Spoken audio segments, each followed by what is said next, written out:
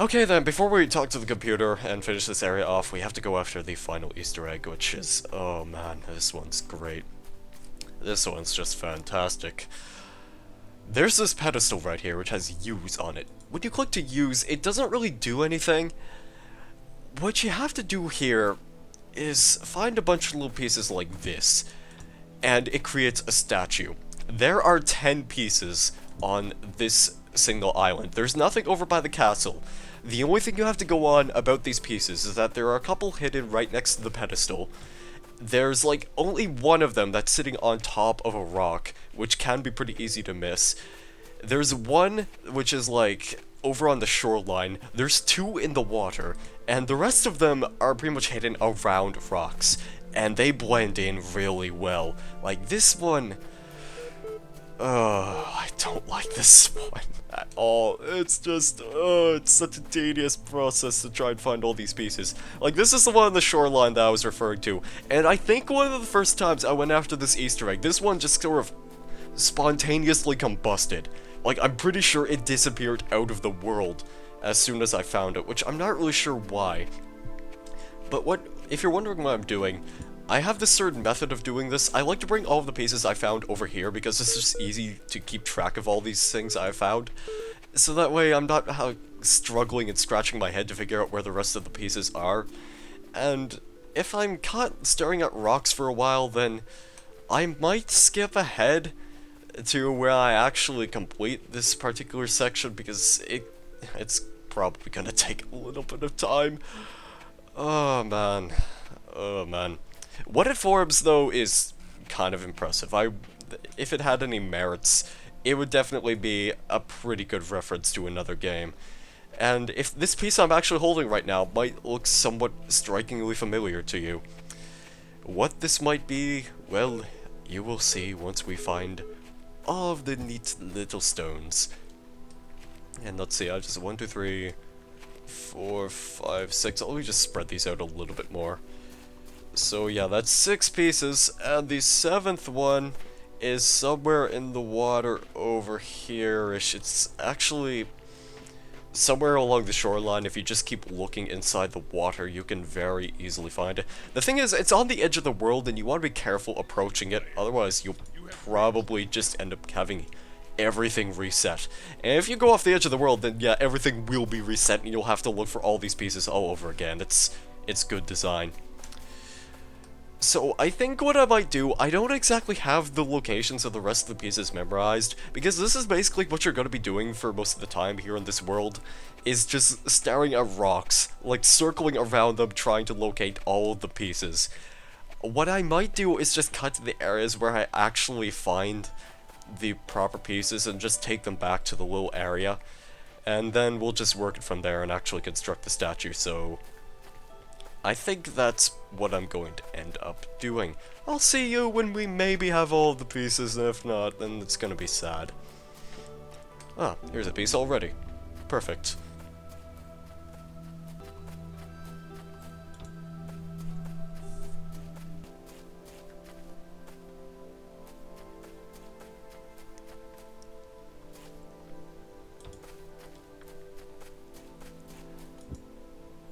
And there you go. That should be all 10 pieces that we need to collect. So now what we're gonna do is just bring them all the way back over here. And I apologize if I've sounded exhausted, because chances are, because of my microphone volume, you might have been hearing me breathing a little bit heavily from time to time. It's been a little bit of a tiring day, and I am somewhat exhausted. I haven't really eaten all that much either, which is probably something I should consider investing upon. But another thing is, really, this just drained me. Looking for all of the pieces of this statue.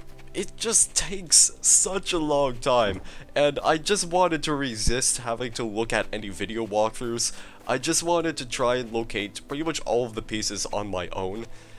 And the only time I'd ever actually looked at a video walkthrough of this game for this particular secret was like months ago even, so a lot of that had just been eradicated from my memory, and I was pretty much just kind of running at this one blindly, which is good enough for me, really, But if you are someone who has tried going into this one blindly, I don't blame you for sort of getting exhausted or just angry in general.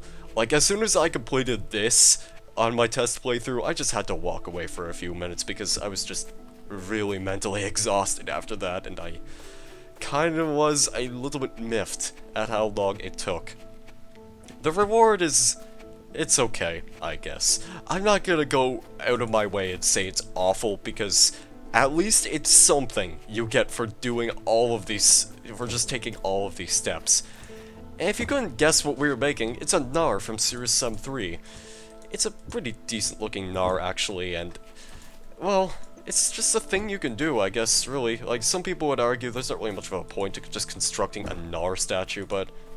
hey, there you go.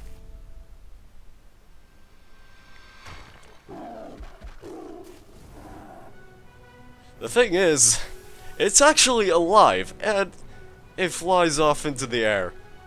That's it. Your prize just sort of flew away from you, and that's it. There you go.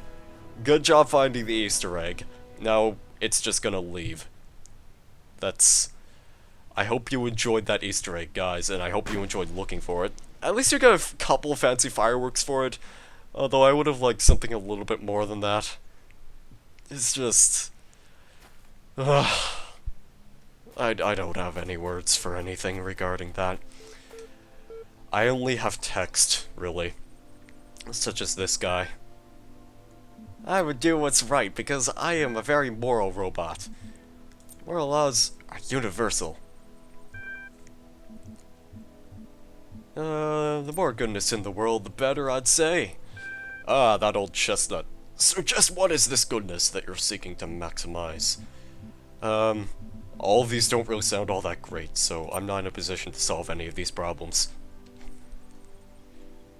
And that's it. That's your conversation. Thanks, Milton Library Assistant. Pretty sure you never wanted to talk to me again, but for some reason he just likes to have conversations more. Because he's the only guy we can really talk to besides Elohim, I guess.